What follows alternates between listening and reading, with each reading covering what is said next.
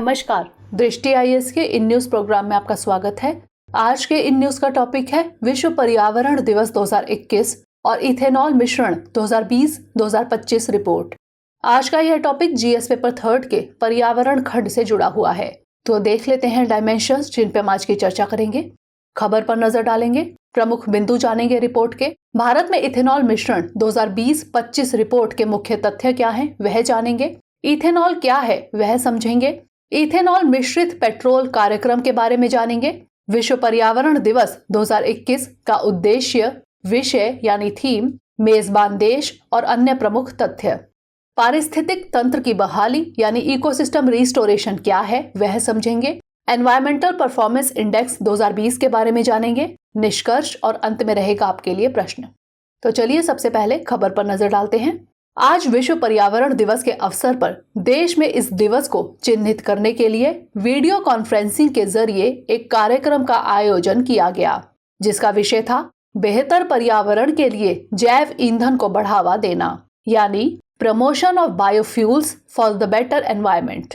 इस कार्यक्रम का आयोजन केंद्रीय पेट्रोलियम एवं प्राकृतिक गैस मंत्रालय द्वारा पर्यावरण, वन और जलवायु परिवर्तन मंत्रालय के सहयोग से किया गया। इस अवसर पर प्रधानमंत्री श्री नरेंद्र मोदी ने राष्ट्र के नाम अपने संबोधन में देश में इथेनॉल क्षेत्र के विकास पर विशेष बल दिया। इसके अलावा उन्होंने भारत में इथेनॉल मिश्रण 2020-2025 के लिए रोड मैप पर विशेषज्ञ समिति की रिपोर्ट भी जारी की। अब जान लेते हैं रिपोर्ट के प्रमुख बिंदुओं के बारे में। प्रधानमंत्री श्री नरेंद्र मोदी ने कहा कि इथेनॉल पर ध्यान देने से पर्यावरण के साथ साथ किसानों के जीवन पर भी बेहतर प्रभाव पड़ रहा है। उन्होंने कहा कि भारत जलवायु न्यायकर्ता के रूप में उभर रहा है और इस अवसर पर भारत ने एक और बड़ा कदम उठाते हुए इथेनॉल क्षेत्र के विकास के लिए एक विस्तृत रोड मैप जारी किया है, क्योंकि अब इथेनॉल 21वीं सदी के भारत की प्रमुख प्राथमिकताओं में से एक बन गया है। नवीकरणीय ऊर्जा के लिए भारत की क्षमता 6 से 7 वर्षों में 250% से अधिक बढ़ी है और भारत आज स्थापित अक्षय ऊर्जा क्षमता के मामले में दुनिया के शीर्ष 5 देशों में शामिल है। प्रधानमंत्री ने पुणे में 3 स्थानों पर देश भर में इथेनॉल के उत्पादन और वितरण के लिए एक महत्वाकांक्षी E100 पायलट परियोजना भी शुरू की। उन्होंने कहा कि भारत एक बड़े वैश्विक दृष्टिकोण के साथ आगे बढ़ रहा है, जहां अर्थव्यवस्था और पारिस्थितिकी दोनों एक साथ आगे बढ़ सकते हैं। इस दिवस के उपलक्ष्य में सरकार एक E20 अधिसूचना जारी कर रही है, जो तेल कंपनियों को 1 अप्रैल 2023 से 20% इथेनॉल मिश्रित पेट्रोल बेचने की अनुमति देगी। अब जान लेते हैं भारत में इथेनॉल मिश्रण 2020-2025 रिपोर्ट के मुख्य तथ्य क्या हैं। यह रिपोर्ट नीति आयोग और केंद्रीय पेट्रोलियम एवं प्राकृतिक गैस मंत्रालय द्वारा तैयार की गई एक एक्सपर्ट कमेटी रिपोर्ट है। इसमें बताया गया है कि वर्ष 2020-21 में $551 बिलियन की लागत से भारत का पेट्रोलियम का शुद्ध आयात 185 मिलियन टन था। इथेनॉल ईंधन का वैश्विक उत्पादन 2019 में 110 बिलियन लीटर तक पहुंच गया, जो पिछले दशक के दौरान प्रतिवर्ष 4% की औसत वृद्धि दर्शाता है। संयुक्त राज्य अमेरिका और ब्राजील 92 बिलियन लीटर वैश्विक हिस्सेदारी का 84% के लिए योगदान करते हैं। इसके बाद यूरोपियन यूनियन, चीन, भारत, कनाडा और थाईलैंड का स्थान आता है। भारत का 2025 तक पेट्रोल में 20% इथेनॉल मिश्रण के लक्ष्य को पूरा करने का संकल्प है।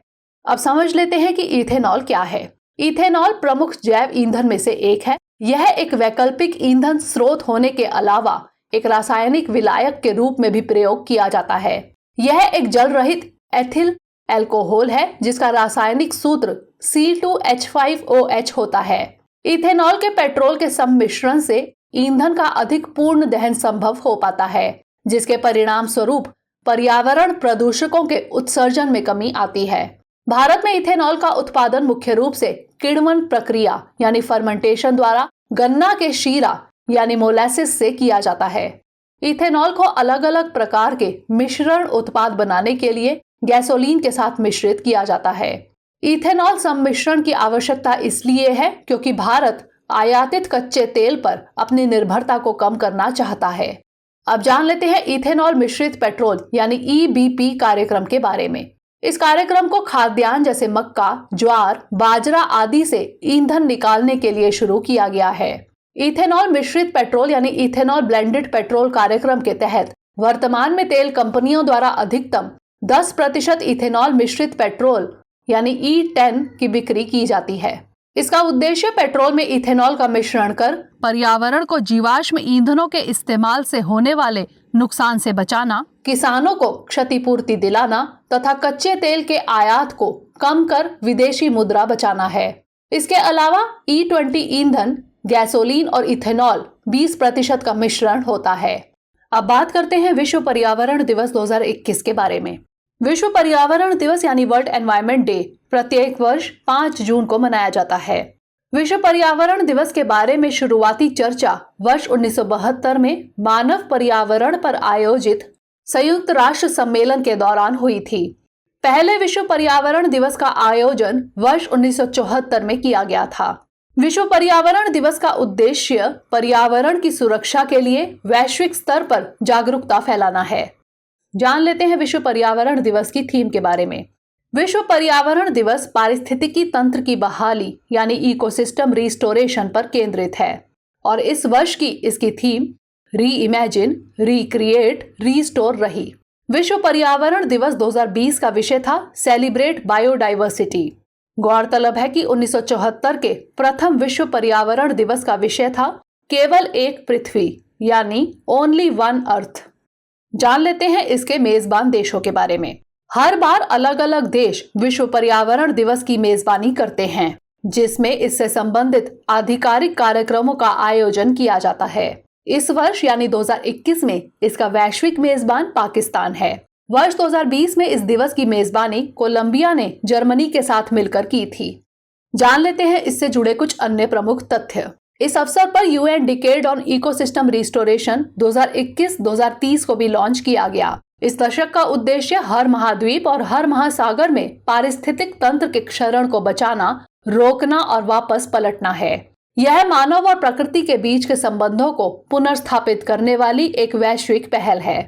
अब जान लेते हैं इकोसिस्टम रिस्टोरेशन यानी पारिस्थितिक तंत्र की बहाली क्या है।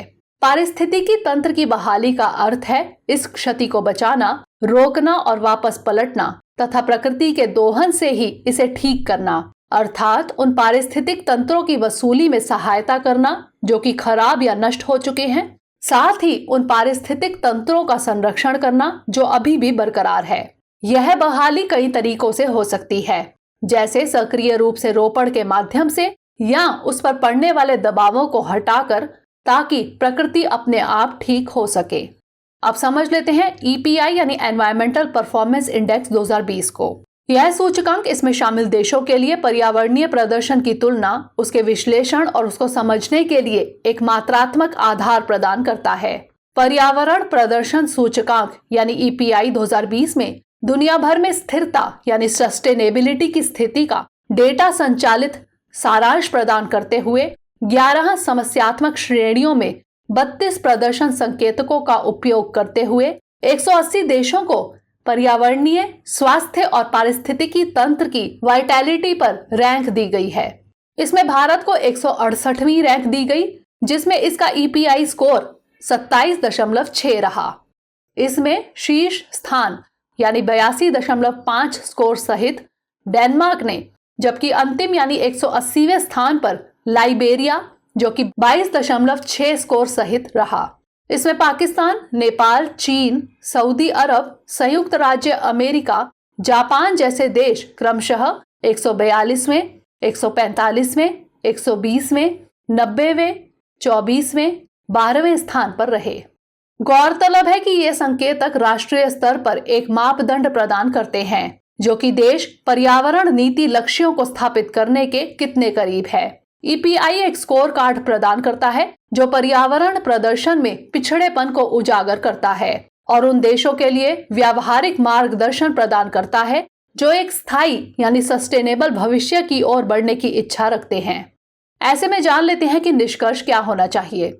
इथेनॉल न केवल ऊर्जा का एक स्वच्छ ऊर्जा स्रोत है, बल्कि देश की आयातित कच्चे माल पर अपनी निर्भरता को भी कम करने में सहायक होगा। किंतु भारत में उत्पादित इथेनॉल की कीमतें अन्य वैश्विक प्रदाताओं की तुलना में अधिक है। इसलिए आवश्यक है कि कीमतों के निर्धारण में अधिक पारदर्शिता प्रदान की जानी चाहिए।